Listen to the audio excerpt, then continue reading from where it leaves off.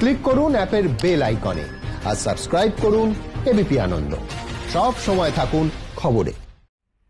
রোজগারের ঠিক নেই, তার মধ্যে অগ্নিমূল্য আলু পেঁয়াজ কিনতে গিয়ে নাভিশ্বাস অবস্থা সাধারণ মানুষের। তুঙ্গে রাজনীতিও, একে অন্যকে দুষছে শাসক বিরোধী। তো এই যা দামের অবস্থা হচ্ছে, আমি জানি না কি করতে পারবো। নিয়ন্ত্রণ যে কে করছে জানি না, খবরে তো শুনি নিয়ন্ত্রণ হচ্ছে, কিন্তু সেগুলো কোথায় হচ্ছে বাজারে তো তার কোনো এফেক্ট পাচ্ছি না।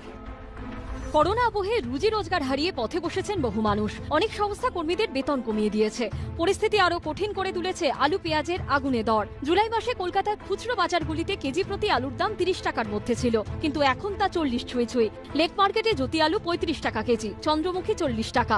গড়িয়াহাট বাজারে জ্যোতি আলু কেজি প্রতি 34 টাকা আর চন্দ্রমুখী 38 টাকা। কসবা নিউ মার্কেটে আবার ওই দামে বিক্রি হচ্ছে জ্যোতি আলু এবং চন্দ্রমুখীর কেজি 40 টাকা। যে জ্যোতি আলু কয়েকদিন আগে 25 টাকায় বিক্রি হচ্ছিল, তাতে দামের ফারাক হয়েছে 10 টাকা।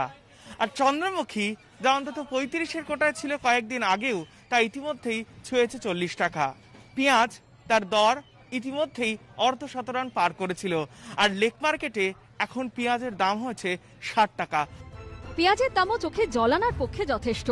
লেক মার্কেট ও কসবা নিউ মার্কেটে 60 টাকায় বিক্রি হচ্ছে 1 কেজি পেঁয়াজ। গড়িয়াহাট বাজারে 50 থেকে 55 টাকা এবং কসবার রাজডাঙ্গা বাজারে পেঁয়াজের কেজি 50 টাকা। আলু পেঁয়াজ ছাড়া বাঙালির হেসেল চলে না, কিন্তু দাম যেভাবে বেড়ে চলেছে তাতে আগামী দিনে পরিস্থিতি কি হবে ভেবে পাচ্ছেন না মধ্যবিত্তরা। নিত্যকার বাজারের দাম এতটাই বেড়ে গেছে যে আমার বাজেট যেটা থাকছে সেটার থেকে এক্সিড করে যাচ্ছে। কোভিড সিচুয়েশনে আমাদের নিত্য নৈমিত্তিক জীবনটা সত্যি খুব দুর্বিষহ হয়ে উঠছে আস্তে আস্তে। কবে দাম কমবে আলু পেঁয়াজের জানেন না বিক্রেতারাও। দাম হঠাৎ গাড়ি মাল নেই তো ওই জন্য দাম বেড়ে। লকডাউনের মাল আসছে না, ওই জন্য গাড়িটাই সব আটকে দিচ্ছে, ওই জন্য মালের দাম বেশি। এই দাম কি আরো বাড়বে? এরকম থাকবে। মধ্যবিত্তের সমস্যা নিয়ে শুরু হয়ে গেছে রাজনৈতিক তরজা। তৃণমূলের দাবি, মোদী সরকার সংশোধিত অত্যাবশ্যকীয় পণ্যের তালিকা থেকে আলু পেঁয়াজকে বাদ দেবার ফলে দাম বাড়ছে হু হু করে। দৈনন্দিন জীবনে যে খাদ্য ভারতবর্ষের মানুষ ব্যবহার করে তাদের দৈনন্দিন জীবন যাপন করতে, সেগুলোকেই অত্যাবশ্যকীয় পণ্য থেকে বাইরে করে দিয়েছে। আলুর দাম, পেঁয়াজের দাম যেভাবে বাজারে বাড়ছে তার বিরুদ্ধেও আমাদের করতে হবে। বিরোধীরা আবার মূল্যবৃদ্ধির জন্য রাজ্য সরকারের দিকেই আঙুল তুলেছে। রাজ্য সরকার আগে তার রেসপন্সটা করুক, রাজ্য সরকার বলুক কেন বাড়ছে। মুখ্যমন্ত্রীকে বলবো আরেকবার কি টাস্ক ফোর্সের গল্পটা শোনাবেন।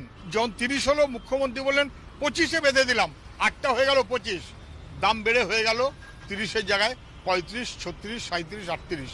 ফোনে দালালরা জানে তাদের জন্য সরকার যেভাবে দিল্লি চলছে সেভাবে রাজ্য চলছে। তরজা চলবে তরজার মতো, কিন্তু আলু পেঁয়াজের বাজার দর এভাবে বাড়লে সংসার চলবে কি করে, সেই দুশ্চিন্তায় ঘুম কেড়েছে মধ্যবিত্তে। ঋত্বিক মণ্ডল, সোমনাথ মিত্র ও সত্যজিৎ বৈদ্যের রিপোর্ট, এবিপি আনন্দ।